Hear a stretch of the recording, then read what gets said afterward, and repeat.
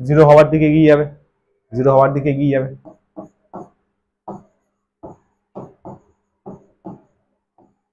Nature straight line, এখানে কি negative slope, initial তো থাকবেই না, obviously u not equals to zero, obvious. Interpretation হবে কি করে যদি ইউ না থাকে? সমঝা? বল, চিন্তায় পড়ে গেলি? দেখে না, দেখে ঠান্ডা মাথায় দেখে না, ঠিক আছে? কোনো জিজ্ঞাসা মনে, কোনো কিছু মনে হচ্ছে? মনে কোনো পীড়া হচ্ছে? পীড়া নেই তো? ওই ঘুম পাচ্ছে, চলতা হ্যাঁ, চলতা হ্যাঁ। 11-এ ঘুম পাওয়াটা উচিত, আমার মনে হয় এটা উচিত।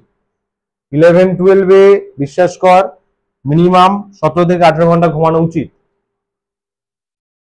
না স্যার বাড়াবাড়ি হয়ে গেল, আচ্ছা ঠিক আছে 6 ঘন্টা, না 6 ঘন্টা নয়, স্কুল গেলি কতক্ষণ, 5 ঘন্টা ধরে নে, 6 ঘন্টা ধরে নে, তারপর কোচিং বাগেরা থাকলো 4 ঘন্টা, 10 ঘন্টা হয়ে গেল। খাওয়া দাওয়া টুকটাক করতে করতে আরো 2 ঘন্টা ধরে 12 ঘন্টা। এই 12 ঘন্টা বাদ দিয়ে বাকি 12 ঘন্টা শোয়া উচিত, উচিত। বিশ্বাস করছিস না? উচিত। 11-12-এ আমি লিখে দিচ্ছি, চল এখানে, এখানে আমি বাণী সেগমেন্টে রেখে দিলাম, তাহলে নোটসেও থাকবে, চোখে পড়বে। বাণী, বাণী কি বাণী? ক্লাস 11 and 12-এ কি কি 90% পেতে, আর সেকেন্ড জয়েন্ট নিটে পেতে হবে, পেট হয়ে গেছে, সিলেকশন পেটে কি দরকার?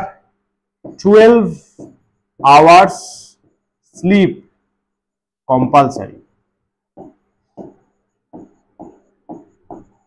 Very important. আরো কিছু লিখবো?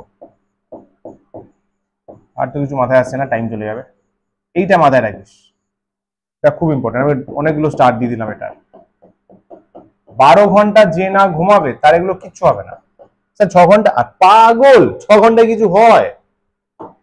6 ঘন্টা ইজ নট এনাফ, 12 ঘন্টা তো মিনিমাম, আমার লেখা উচিত মিনিমাম, উপরে লিখে দিলাম চল মিনিমাম, লাল কালিতে আবার চোখে পড়বে ভালো, মিনিমাম 12 ঘন্টা স্লিপ দরকার। পারলে কোচিং এর টাইম গুলো ঘুমিয়ে পড়, বুঝলি? পারলে স্কুলের টাইম গুলো ঘুমা, স্কুলে গিয়ে টিচারকে বলে ঘুমা, ঠিক আছে? এটা দরকার, মিনিমাম দরকার। এটা এটা ফলো না করলে কিন্তু হবেই না, এটা একদম রুলস, এটা রুলস, বুঝলি? যারা তোর 90% পেয়েছে অ্যাবাভ, মানে র্যাঙ্কার্স করেছে বোর্ডসে, বা ধরে নে জয়েন্ট নিটে অল ইন্ডিয়া র্যাঙ্কিং ধরে নে 100-র মধ্যে আছে, তারা সবাই এটা স্ট্রিক্টলি ফলো করে। They follow this strictly. You should also, you should do that, should do that আরো স্ট্রিক্টলি। এটা তোকে আরো স্ট্রিক্টলি ফলো করা উচিত। তারা এটা তো ফলো করেইছে, তোদেরও ফলো করা উচিত, মাথায় রেখে। কিন্তু এটা একদম গোল্ডেন রুল। মাঝখানে আরো একটা 2-3টে স্টার দিয়ে দিলাম, ভালো লাগবে দেখতে, ঠিক আছে? হ্যাঁ হাসছে, সিরিয়াস বলছি ভাই। ফলে এটাকে 12টাকে 16 ঘন্টা 24 ঘন্টায় করে দে। যদি 24টা বেশি করার যায় তাহলে একটু শ্রী বিষ্ণুর সাথে কথা বল যে bro can you settle this to 28 hours. কথা বল ওনার সাথে, একটু ডাক ওনাকে যে ব্রো মজা নেই আ রাহা, মজা নেই, इसको 30 कर दो, বলে দেখ, তাহলে উনি যদি কিছু অ্যাডজাস্টমেন্ট করে দেন। It is compulsory, it is compulsory, ঠিক আছে? চলো এগোই এগোই। যদি এরপর থেকে বাবা মা কিছু বলেন, পাড়ার প্রতিবেশী টিচাররা কিছু বলেন, এই পোর্শনটা দেখাবি ভিডিওর। এটা 1 মিনিট, 1 ঘন্টা 3 মিনিটের সেগমেন্টে, ঠিক আছে? লিঙ্ক তো থাকবেই, পাঠ করে চলে যাবি 1 ঘন্টা 3 মিনিটে। বলি দেখো ফিজিক্স স্যার এটা বলেছেন, এর বাইরে তো কিছু হয় না।